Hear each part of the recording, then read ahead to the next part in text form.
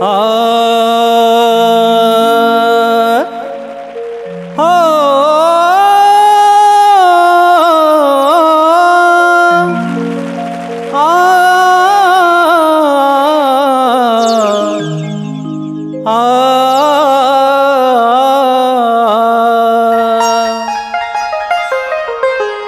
प्रेम से बोले भरत प्रिया राम चंद्र की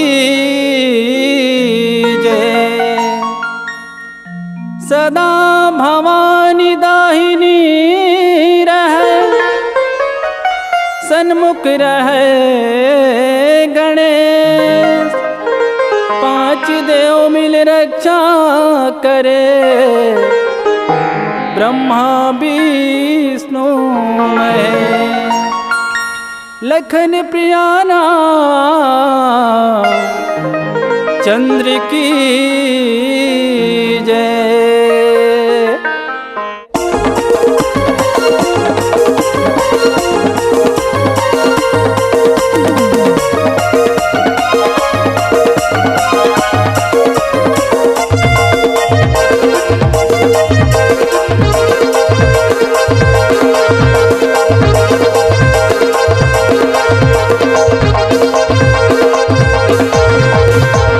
राम जी के महिमा भारी सुन ले संगवारी।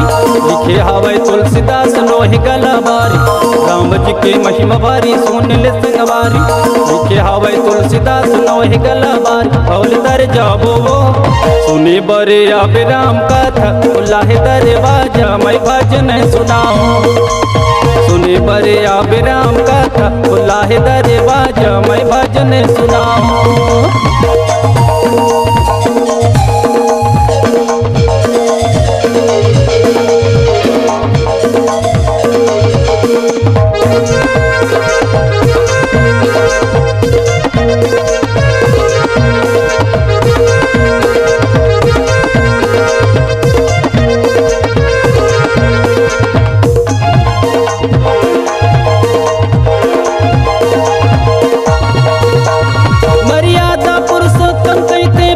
श्री रामला भव सागर तर जाते जो नहर भजते वो कर नामला।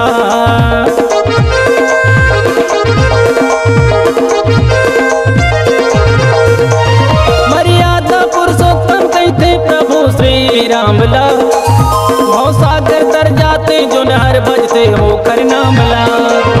राम जी के महिमा भारी सोन ले संगवारी। लिखे हावे तुलसीदास नोहे गलाबारी।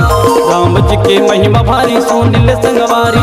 लिखे हावे तुलसीदास नोहे गलाबारी। कौल तर जाबो वो सुने बरे आबे राम कथा। उल्लाहे दरवाजा मैं भजन सुनाऊं।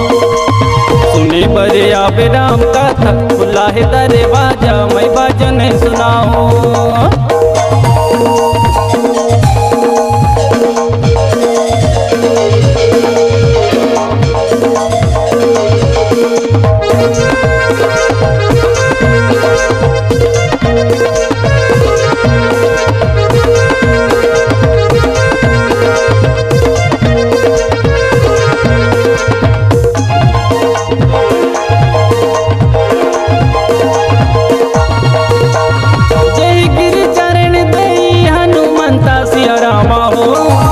चले सौदा पताला तुरंता सिया रामा हो।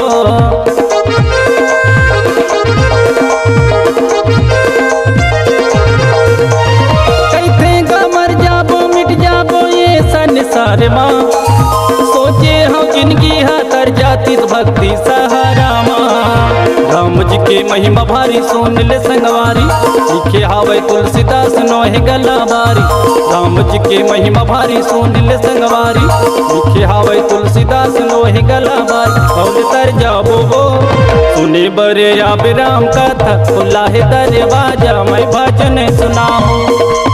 सुने बरे आबे राम कथा। उल्लाहे दरवाजा मैं भजन सुनाऊं। राम जी के महिमा भारी सुन ले संगवारी। लिखे आवे तुलसीदास नोहे गलाबारी। राम जी के महिमा भारी सुन ले संगवारी।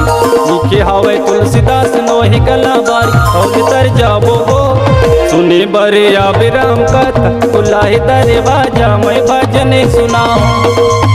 सुने बरे आवे राम कथा बुलाए दरवाजा मैं भजन सुनाऊं। राम जी के महिमा भारी सुन ले संगवारी लिखे हावे तुलसीदास नोहे गला बारी। राम जी के महिमा भारी सुन ले संगवारी लिखे हावे तुलसीदास नोहे गला बारी। कौन तर जाबो वो सुने बरे आवे राम कथा बुलाए दरवाजा मैं भजन सुनाऊं। सुने बरे आवे राम कथा बुलाए दरवाजा मैं भजन सुनाऊं। सुने बरे आवे राम कथा बुलाए दरवाजा मैं भजन सुनाऊं। सुने बरे आवे राम कथा बुलाए दरवाजा मैं भजन सुनाऊं।